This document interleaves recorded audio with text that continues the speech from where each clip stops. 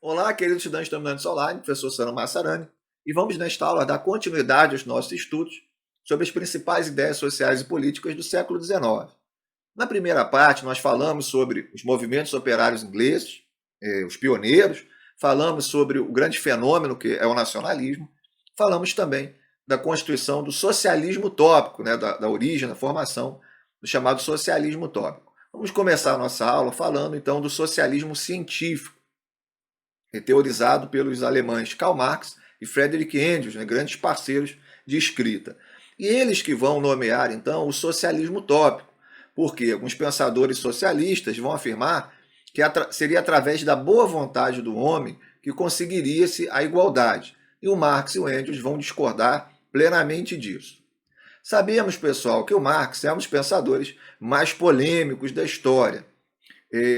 O conselho que eu posso dar a todos vocês é estudar bastante todos os pensadores, para vocês terem as mais diversas visões, uma ampla variedade de visões e formarem o próprio pensamento. É assim que a gente estuda. A gente não pode criticar sem estudar bastante, também não podemos elogiar sem estudar bastante. Os teóricos, eles têm, como tudo na vida, pontos positivos, pontos negativos, coisas que são viáveis, coisas que não são viáveis. Cada pensador desse escreve dentro de um contexto próprio, e uma coisa é a ideia desse pensador, outra coisa é o que é feito posteriormente. Então é importante que a gente tenha aí sempre uma mente desejosa de estudar as mais diversas teorias, para que a gente possa também entender a formação da nossa sociedade, a formação do mundo contemporâneo. Bem, então, o pensamento, lembrando, pessoal, temos aula do Marx, nosso curso de Sociologia, e temos aula do Marx, nosso curso de Filosofia. O que a gente vai ver nessa aula é a formação do chamado socialismo científico. Não vamos adentrar muito nas ideias do Marx sobre materialismo histórico, sobre a questão da dialética. Isso vocês vão assistir no curso de Sociologia e de Filosofia, ok? O pensamento marxista tem como base a ideia da luta entre as classes sociais como propulsora da história. Essa é uma das grandes contribuições do Marx, a ideia de que a história é movida através da luta de classes. A luta de classes, após a queda do antigo regime, tornaria-se então a do operário contra a burguesia. E a burguesia que vai utilizar a força do operário, o trabalhador, para obter o lucro, a mais-valia. Então, por exemplo, essa ideia de luta de classes mover a história, nós teríamos na Idade Moderna a luta entre burguesia e a nobreza, o rei. E desse conflito entre burguesia e o rei, nós vamos ter aí o surgimento do capitalismo e a burguesia agora como classe dominante. E o operário vai surgir para combater a burguesia numa nova luta de classes. Então, Marx, isso tem pontos interessantes, mas pontos também não se sustentam. Ele vai defender essa ideia de que a história ela tem um sentido, ela tem uma direção e ela se move através da luta de classes. E que a burguesia ela é detentora dos modos de produção, ela é detentora das fábricas, é detentora das ferramentas, e o operário seria, de certa forma, explorado por essa burguesia, que, através da produção do operário, ela receberia a mais-valia, que é o lucro. Para o Marx, o capitalismo é um sistema muito desigual. O conceito de socialismo científico vai ser criado a partir de 1848, através do livro, da obra O Manifesto Comunista. O socialismo científico, então, pessoal, seria uma doutrina política e econômica, um sistema político e econômico, assim como o capitalismo é um sistema político e econômico, o feudalismo é um sistema político e econômico. E o socialismo científico tem esse nome, entre aspas, de socialismo científico, porque ele vai querer estabelecer de maneira ordenada e racional, seguindo sempre uma fórmula, os passos para o homem alcançar uma sociedade justa e igualitária, sem Estado ou classes sociais, que seria o comunismo. No final da aula, eu vou colocar um esquema onde vocês a gente vai visualizar essas ideias, socialismo científico e as ideias do capitalismo, como elas estão posicionadas e as principais características. A gente vai explicar direitinho para vocês, ok? Então, a ideia aqui é o seguinte, o nome socialismo científico é porque teria uma forma, seria uma fórmula, vamos dizer assim, para se alcançar a igualdade, diferente dos socialistas utópicos, que acreditavam na boa vontade, não tinha aí um pensamento lógico, um pensamento racional, ou algo que pudesse ser sempre repetido. Essa era a crítica aos chamados utópicos. E o objetivo seria uma sociedade onde não há Estado, não há uma forma de um Estado acima dos indivíduos para governar os indivíduos, e também não há divisão social, que seria aí o comunismo. O socialismo científico, pessoal, ele é internacionalista, inclusive a grande chamada do livro. A gente vai comentar um pouquinho também sobre esses termos socialismo e comunismo, que eles não significam a mesma coisa, ok? Na teoria. Muitas vezes na prática ou na nomenclatura usa-se de forma indiscriminada. E o grande chamariz do Manifesto Comunista é a famosa frase: proletários, trabalhadores de todos os países unidos.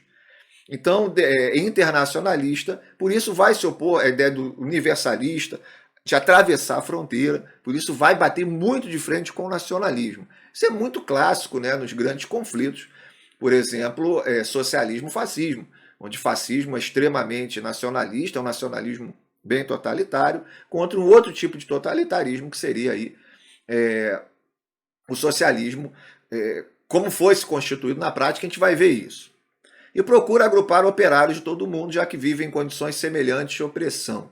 Então, pessoal, muito importante, o socialismo científico ele é um fruto da Revolução Industrial, do contexto da Revolução Industrial. Então, a questão do operário praticamente não ter lei trabalhista, de viver uma grande miséria, e aí o socialismo é uma resposta à questão social do operário. Continuando. O Marx vai afirmar que existe um estágio intermediário, nós vamos ver isso no esquema que eu montei, no gráficozinho que eu montei, que há um estágio intermediário entre o capitalismo e o comunismo, que se chama socialismo, que seria uma ditadura do operariado. Então, em um extremo a gente tem, nessa luta de classe aqui, o capitalismo, no outro seria o comunismo, e de forma um estágio intermediário seria uma ditadura do trabalhador. O operário faria uma revolução, alcançaria o poder, ainda teríamos um Estado nesse estágio, para depois, gradualmente, fazer com que a sociedade torne-se comunista. Os nomes socialismo e comunismo acabaram se confundindo ao longo dos anos, pois todo governo socialista deveria, pelo menos em teoria, buscar o comunismo. Então, reparem, socialismo ainda existe Estado, é ditadura do trabalhador, comunismo não tem Estado, mas acaba se confundindo os termos. Muitas vezes a gente fala União Soviética é comunista, Cuba é comunista. Na verdade, nós não tivemos nesses termos nações comunistas. É que, na teoria, essas nações deveriam alcançar o comunismo, mas não se aproximam disso.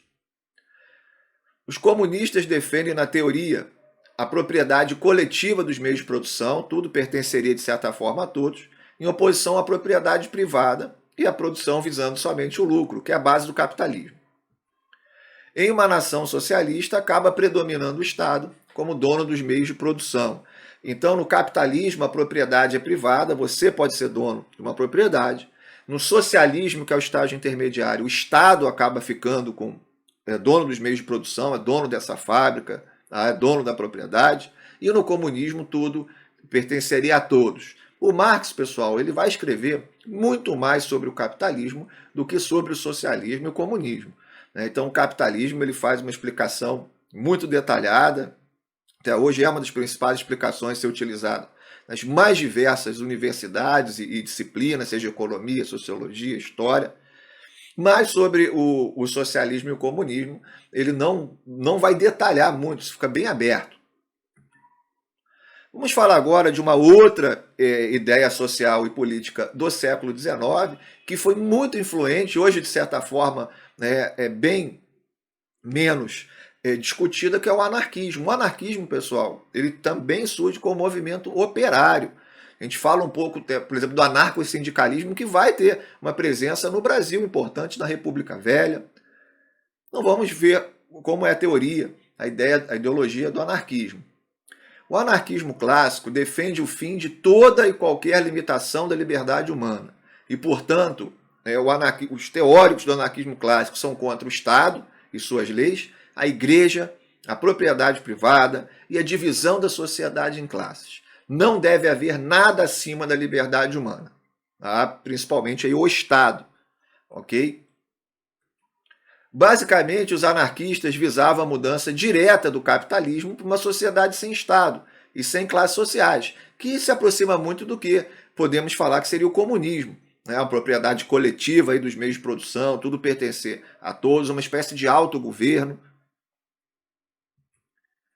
Os antecessores das ideias anarquistas foram o inglês William Godwin e o francês Graco Babeuf, sendo este executado por liderar na França a Conspiração dos Iguais, em 1796. O anarquismo mesmo vai começar a se consolidar com o Proudhon e na Rússia, né? E o Pierre Proudhon já delinearia o anarquismo em 1840, ao afirmar que a propriedade é um roubo. Mas cuidado com essa frase, às vezes a gente vê essa frase por aí, o Proudhon, a propriedade é um roubo, mas o Proudhon não está falando de qualquer propriedade, sim das não produtivas. Ok? Então há uma diferença sim, não é qualquer propriedade é o roubo, então não deve acabar com todas. Então vamos acabar com todas as propriedades. Não é isso que o Proudhon diz. Por isso, pessoal, que é muito importante que a gente leia estudos teóricos, né, leia bons livros que comentem sobre os teóricos, mas tentem também ler, eu sei que não é fácil, mas diretamente na fonte, o texto mesmo, que esses teóricos, que esses pensadores vão escrever. Né? Então é importante que a gente, porque a gente consegue identificar, inclusive, algumas falhas argumentativas ou informações que, na verdade, não correspondem ao que esse teórico está querendo dizer. Dois dos principais representantes dessa ideologia seriam os russos, o Mikhail Bakunin e o Piotr Kropotkin. A Rússia é muito forte, na teorização do anarquismo, o anarquismo com o movimento operário. Vai ter também grande influência na Espanha, na Itália. Só que o anarquismo, pessoal, ele esbarra num ponto muito delicado, que é a questão, não tem como existir um país anarquista. Isso não tem sentido, porque o anarquismo é a ausência de Estado. Então, o que nós vamos ter no anarquismo, muitas vezes, é um tipo de... São comunas, comunidades, que vão procurar, então, adotar esses ideais anarquistas. Diferente do socialismo, onde, como o socialismo tem Estado, nós vamos ter países socialistas. Por isso, o socialismo ele vai acabar se tornando mais influente, do que o anarquismo. Havia uma grande disputa. Houve uma grande disputa, sim, no século XIX, principalmente no início do século XX, entre as ideias socialistas e as ideias anarquistas. Disputas dentro das famosas associações internacionais dos trabalhadores. Enfim, então havia uma disputa dentro do movimento operário, entre socialismo, anarquismo. E aqui já falo socialismo de uma forma referindo-se à ideia do Marx mesmo. Ok? Bem, então vamos aí para uma explicação mais visual, para a gente poder arrumar tudo que foi dito na aula e organizar na nossa mente. Temos aqui uma linha onde vou mostrar os sistemas político-econômicos, e no final é uma barreira, tá? Que seria a ideia do sistema supremo. A partir das ideias do Marx, vamos lá. Vivemos no sistema, aqui no Brasil, por exemplo, capitalista. Quais são as principais características do sistema capitalista? Isso aqui, pessoal, é uma forma muito simplificada, é só para a gente poder organizar a nossa cabeça. Propriedade privada dos meios de produção. Então, você, por exemplo, pode ser o dono da fábrica, você pode ser o dono das ferramentas. E a produção voltada ao lucro. Não há nenhum sentido, no sistema capitalista você produzir e não ter lucro, senão você nem sobrevive. Tá? Então, essas são as principais, a base do capitalismo. Para o Marx, o capitalismo, como já comentamos, é o sistema mais desigual possível para o trabalhador. O operário, lembrando, o contexto da Revolução Industrial, o operário ele vai produzir, vamos supor, uma cadeira, mas essa cadeira não é dele. Essa cadeira é do dono da fábrica, ela vai ser vendida e esse dono da fábrica vai ficar com toda a mais-valia, todo o lucro. Para o Marx, o sistema ideal, que seria aí o final da nossa linha aqui, é o comunismo, que, como também já comentamos, tem como principais características a propriedade coletiva dos meios de produção, tudo pertenceria a todos, cada um trabalharia de acordo com a sua capacidade e receberia de acordo com a sua necessidade, e ausência de Estado e de classes sociais. Então, o capitalismo não é o primeiro sistema, tivemos sistemas anteriores a partir das lutas de classes, mas como o capitalismo é o sistema predominante, a gente começa por aqui na nossa linha. E aí o Marx vai dizer o seguinte, que não tem como, ou seria bem complicado, do capitalismo ir direto para o comunismo. É necessário um estágio intermediário que viria através de uma revolução feita pelos trabalhadores, que é o socialismo. Então, o socialismo, de acordo com o Marx, ok? Aqui está lembrando, está tentando resumir milhares de páginas e pensamentos, mas de uma forma que seja um ponto de partida importante, né, para o nosso entendimento. Então, há um estágio intermediário, que é o socialismo, que seria a ditadura do operário. Através de uma revolução, o proletário, o operário, chegaria ao poder. E aí, pessoal, nós vamos ter dentro desse estágio intermediário o Estado como dono dos meios de produção. Então, reparem, capitalismo, propriedade privada dos meios de produção, socialismo, o Estado como dono dos meios de produção, e o comunismo, propriedade coletiva dos meios de produção. Então, é importante, nunca houve um país comunista. Uma coisa é teoria, outra coisa é prática. Então, geralmente, quando a gente fala União Soviética é comunista, ou Cuba é comunista, é porque são países de governo socialista que, na teoria, deveriam tomar medidas para alcançarem o comunismo, mas isso não acontece. Além disso, também, não temos países socialistas como está na teoria do Marx, que seria uma ditadura do proletariado. O que nós vamos ter nos países socialistas, por exemplo, são grupos políticos fazendo a revolução, chegando ao poder, e não o operário. Por exemplo, uma revolução russa, né? Os bolcheviques, primeiro os mencheviques, mas depois os bolcheviques, a gente vai ver isso na hora de Revolução Russa, chegam ao poder. E aí é interessante, porque para muitos pensadores a própria ideia de comunismo é uma ideia utópica. E o Marx, ele criticava de certa forma os outros socialistas como utópicos, mas muitos também falam, hoje atribuem, as teorias do Marx como teorias utópicas também. Bem, e o anarquismo onde entraria aqui, pessoal? O anarquismo, ele defende algumas correntes do anarquismo de que não há necessidade, por exemplo, de uma revolução violenta ou de um estágio intermediário. Então, o anarquismo seria, de certa forma, uma passagem direta do capitalismo para o comunismo. Mas sabemos que o anarquismo ele vai existir em comunidades, em pequenas comunidades, porque não tem como na teoria você ter, nem na prática, um país anarquista, já que o anarquismo seria aí a ausência de governo. No final do século XIX e início do século XX, vai surgir a chamada social-democracia. Muita força na Alemanha, depois vai para outras nações. A social-democracia, que é muito forte no mundo hoje, defende uma espécie de meio termo. Existem, lógico, várias correntes de social-democracia, mas, de certa forma, defendem um meio termo entre capitalismo e socialismo, onde o sistema, de certa forma, é capitalista, mas o governo ele vai intervir na economia e vai buscar medidas de igualdade, como educação pública, saúde pública. Então, as medidas socialistas elas viriam gradualmente dentro do capitalismo. Então, a social-democracia ela é muito ligada ao que vai vir posteriormente, principalmente após a crise de 29, que é o estado de bem-estar social. Não são exatamente a mesma coisa, mas são muito ligados.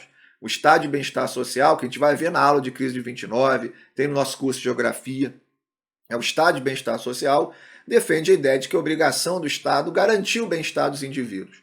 E a social-democracia é uma ideologia político-econômica que defende que as medidas socialistas de igualdade elas podem ser alcançadas dentro do sistema capitalista e devem vir através de formas democráticas. É lógico, repetindo, existem várias correntes dentro da social-democracia. Então, eu resolvi pincelar para a gente aqui, para vocês terem essa visão um pouco mais ampla. É lógico, isso aqui é só uma introdução ao tema, é uma forma de a gente organizar o pensamento. O assunto ele é bem mais complexo do que nós temos aqui no gráfico, mas eu acho que vai ser de grande ajuda para os nossos estudos.